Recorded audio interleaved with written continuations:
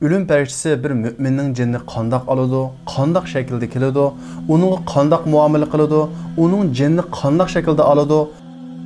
Mümin ölüm vaqtida, ya'ni sakrat vaqtida qandoq azoblarni tatadi va nimalarni orzu qiladi, nima ishlarga duch keladi, biz bugungi darsimizda bu haqda to'xtalamiz.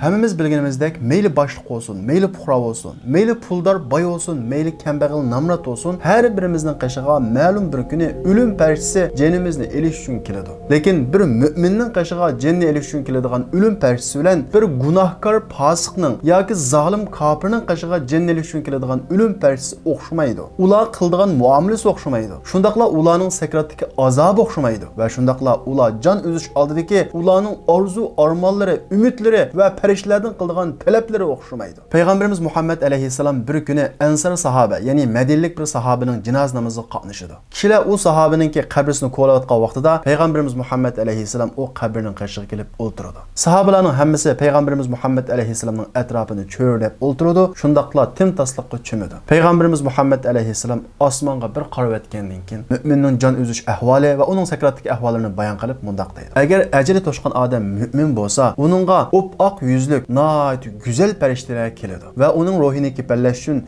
cennetin kipen ve nurgun huşpuraqlarını elip geledi. Ondan keyin ajali to'shqa odamga ko'z yetgudek miqdorda yiqilishadi. Uningdan keyin ölüm periştisi yetib keladi da ajali to'shqa odamning beshining yeniga keladi va uningga mundaq xitob qiladi. Xriji ayyuhan nafsut tayyiba kanat fil jasadi tayyib. Ey pak bedendeki pak ruh, çık ve abshiri bi ruhi ve rihan ve rabb g'ayri g'adban. Çık ve ruh bilen, yani rahat paragat bilen ve reyhan bilen bisharat al, Rabbin bilen uçuruşqa, mulaqat buluş için çık deydi. Ruh bu xitobni anlagandan keyin o adamning bedenidan ajrashqa boshlaydi. Mana bu o'limning tunji boshlanishi. Bu vaqtda insonning abadiy dushmani bo'lgan shayton hozir bo'ladi. Ya'ni sakratlik odamning qashig'iga shayton kelib uning vasvasa qilishga boshlaydi. Uni dinni shakllantiradi, ikkilantiradi. Shu sakratlik vaqtida diningdan yon boshqa dinlarga chiq deb vasvasa qiladi. Ya'ni musulmonlarning ko'p sonliqi shayton bilan bu qisqa muddatlik ammo oqibati nihoyat xatarlik bo'lgan bu jangga kiradi. Umr bo'yi ozdirib qolmagan şeytan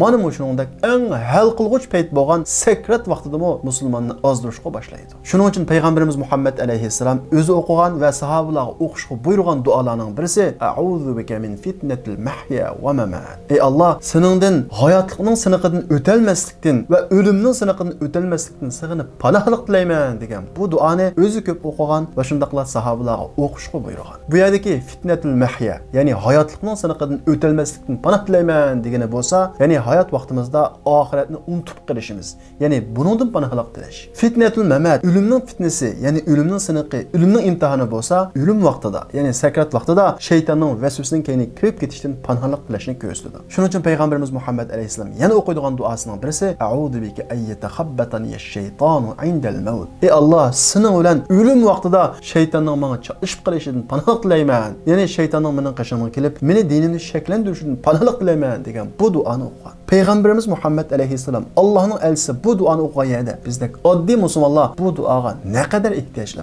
İlgirki alimlerimizden büyük imamlardan birisi bo'lgan İmam Ahmed Hanbal sakrat vaqtida yo'q degan bu gapni tekrar aytadi. Yenedik o'g'li, dada nima bo'ldi? Nimani ko'rding? Nimaga yoqdaysa deb so'raydi. İmam Ahmed Hanbal hali qolmagan ahvol ostida menga shayton vasvasa qilyapti deydi. Demak, ana shunday büyük alimlarni shayton sakrat vaqtida ozdiradi. Shuning uchun payg'ambarimiz Muhammad alayhissalom sakratdagi odamlarga laqinuhum la ilaha illallah. Sakratdagi kishilarning og'ziga la ilaha illallah degan bu shahodat kalimasini tashlab bering. Ve inne şeytan aqrab ma yakunu min ibn Adam 'inda zalikal masa. Çünkü şeytan ölüm vaqtida odamga yaqin bo'ladi deydi. Shuning uchun biz hayot vaqtimizda eng ko'p o'qiydigan zikrimizning birisi la ilaha illalloh Muhammadur Rasululloh degan bu shahodat kalimasi bo'lishi kerakki, sakrat vaqtida bu gap og'zimizga eng oson kelsin. Ajali to'shqan kishi mu'min bo'lganligi uchun uning jinni oldigan farishtalar o mu'minning jinnini nihoyat muloyimlik bilan oladi. Ammo shundaqdimi ruhning tandan ajrishi nihoyat qattiq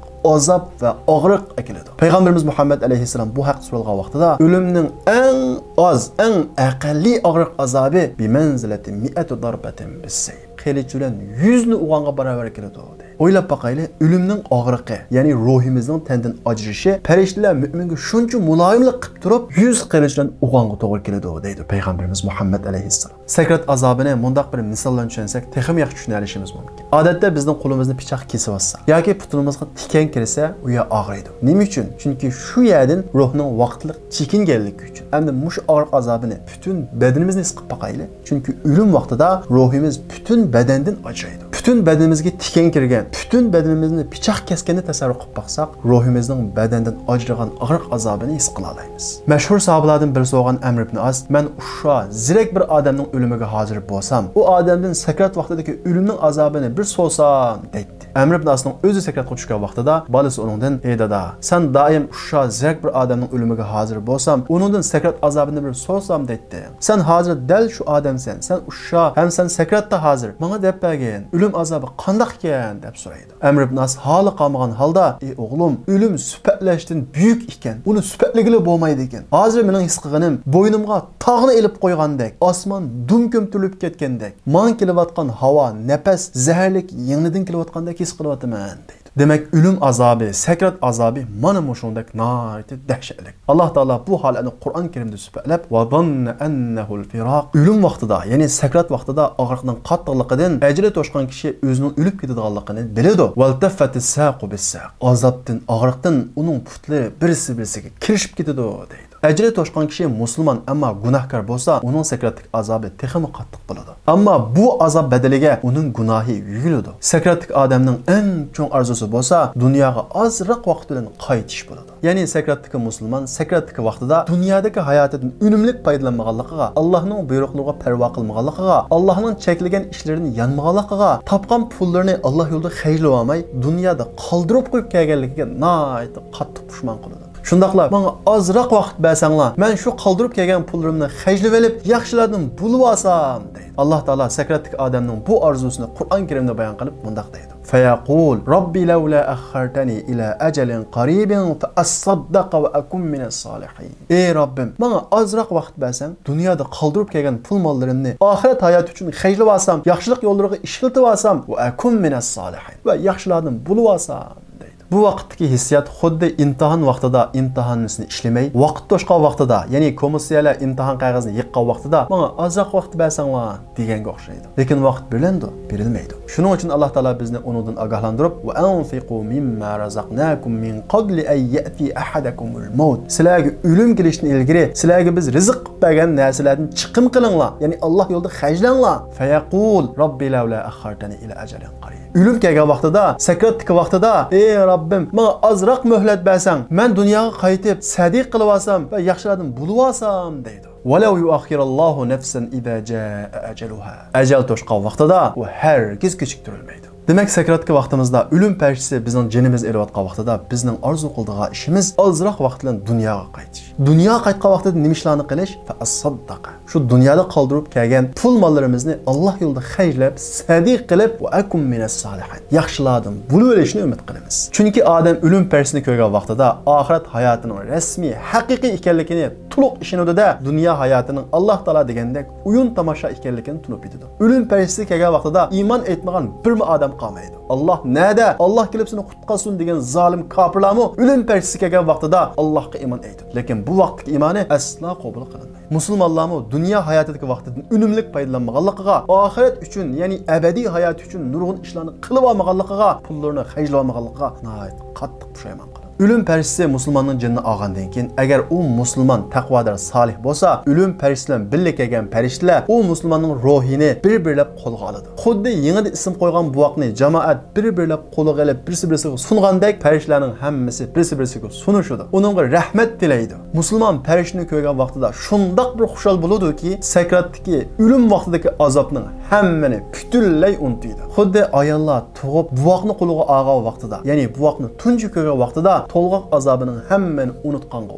o'xshash musulmonning ruhi farishtani ko'rgan tunji vaqtda sakratdagi o'lim azobining hammasini unutadi. Farishtalar mu'minning ruhiga "Salamun alaykum. Sana rahmat bo'lsin, omonlik bo'lsin, tinchlik bo'lsin" deydi. Ondan keyin ikki farishta u mu'min, taqvodor, solih kishining ruhini osmonga elib chiqadi. osmonga chiqquchi bo'lgan orliqdagi farishtalarning hammasi bu mu'minning ruhiga rahmat tilaydi. Osmonga yaqinlashgan vaqtida osmondagi farishtalarning hammasi u mu'minning ruhidan kelayotgan xushpuroqni puraydi-da, ruhun tayyiba ja'at min qibalil ard. Zamindan pak ruhdan birisi keldi deb nayt xushal bo'ladi va uningga rahmat tilaydi. Dunyo osmoniga kelgan vaqtida farishtalar uningga osmonning eshigini ochadi. Ikki farishta mu'minning ruhini birinchi qat osmonga elib chiqadi. U yerdagi farishtalarning hammasi uningga hurmat va ikrom bildiradi. Undan keyin ikkinchi qat osmonga chiqadi. U yerdagi farishtalar uningga rahmat tilaydi. Uchinchi qat osmonga chiqadi. U yerdagi farishtalar uning ruhiga rahmat tilaydi. Toki 7-chi qat osmonga chiqquncha farishtalarning hammasi uningga rahmat tilaydi. Demak, mu'min, solih, taqvodor kishining ruhi o'lgandan keyin mana shuningdek ikrom va hurmatlarga erishtirildi. Bu vaqtda u mu'minning badanini kishilar yuyib tozalayotgan, kipillayotgan bo'ladi. Mu'minning ruhi bo'lsa osmonda sayr qiladi. 7-chi qat osmonga chiqqan vaqtida Alloh taolo uktubu abdi fi alliyin. Bu bandamni allinga yozinglar deydi. Allin degan nima bilamsizlar? Va ma adraka ma alliyun kitabun marqum. U yaxshi kishilarning, taqvodor kishilarning nomi amallari yoziladigan kitobdir deydi. Ondan keyin Alloh taolo va aiduhu ilal ard. Uni zaminga qaytaringlar. Minha xalaqtuhum va fiha u'iduhum. Uni tuproqdan yaratdim, tuproqqa qaytarma va tuproqdan yana bir qatim tirildirma deydi. Ondan keyin ikki farishta u odamning ruhini osmondan yerga elib tushdi-da, u mu'minning badani yuyilib kepallangandan keyin u mu'minning badaniga ruhini qaytaradi. Mu'min farishtalar orasida ko'rgan hurmat ikromlar, Allohning huzurida ko'rgan hurmat ikromlar yuzidan qaddimuni. Meni balduroq debni qilinglar, balduroq debni qilinglar deb nayt oldiraydi. Kishilar maytni ko'tarib qabristonlarga opirib dafn qilib, qaytquchi bo'lgan ovozlarning hammasini mayt anglaydi. Mu'min qabriga qo'yilgandan keyin ikki farishta keladi va uni o'ltirg'izadi. Ondan keyin uningdan "Men Rabbuk", Robbing kim deb so'raydi. Mu'min "Robbim Alloh" deb javob beradi. Ondan keyin "Men nabiyyuk", payg'ambaring kim deb so'raydi. Musulmon payg'ambarim Muhammad alayhissalom deb javob beradi. Islomdan burun tug'ilgan, to'g'ri yo'lda yashagan kishilar o'zining payg'ambarining ismini deydi. Ondan keyin ikki farishta buni nerdan o'rganding deydi. Mu'min Allohning kitobini o'qidim, uni tushundim va uni tasdiqladim deydi. Ya'ni mu'min qabrisda bu savollarning hammasiga to'g'ri javob beradi. Ammo kafir qancha bu savollarning javobini yodlab olsa-mu, qabrisda bu savollarga javob bermaydi. Mu'min bu savollarga to'g'ri javob bergandan keyin Alloh taolo bundoq deydi. Bandam rost aytdi. Uningga jannatdan silinch silinglar. Uningga jannatdan kiyim ko'gizinglar. Uning qabrisiga jannatdan bir eshik ochinglar deydi. Allah Taala degandek farishtalar uningga jannatdan kiyim kiydiradi va jannatdan uningga silinch soladi va uning qabrisiga jannatdan eshik ochadi. U eshikdan jannatning noyat xushpuroqlik kirib turadi. Uning qabrisi dunyoda qilgan yaxshi amaliga qarab tor va keng bo'ladi. Ya'ni dunyoda ko'p yaxshilarni qilgan bo'lsa, uning qabrisi uningga noyat keng bo'ladi. Ammo dunyoda ozroq yaxshi qilgan bo'lsa, shu qilgan amaliga jushliq keng bo'ladi. Mu'min qabrisida dunyoda qilgan yaxshilarining hammasini ko'radi. Toki qiyomat turguncha mushu holatda qabrisida turadi. Bu olam barzakh olami bo'lib, biz insoniyat besib o'tadigan 3-bekat, ya'ni 3-dunyo hisoblanadi. Ammo bu dunyodagi vaqtimiz dunyo hayotidagi vaqtimizdan uzunroq bo'ladi. Mu'minning qabrisi dunyoda qilgan amallariga qarab, payg'ambarimiz Muhammad alayhissalom aytgandek, jannat bog'chilaridan bir bog'chaga aylanadi. Undaqda zolim qonxo'r kofirlarning qabrisi qandoq bo'ladi? Ularning jinni elish uchun qandoq shakldagi farishtalar keladi? Ularning jinni qandoq oladi? Ular sakratda nimalarni orzu qiladi? Ularning o'lim azobi qandoq bo'ladi? Ularning ruhi mu'minlarga o'xshash osmonga chiqa olamdi? Farishtalar ularga qandoq muomala qiladi? Ularning qabrdagi ahvoli qandoq bo'ladi? Bu savollarning javobini hammani biz payg'ambarimiz Muhammad alayhisalomning hadisi va Qur'onga tayinib turib yuritib beramiz. Bu savollarga qiziqsanglar, diqqatinglar kelarki darsimizda bo'lsin.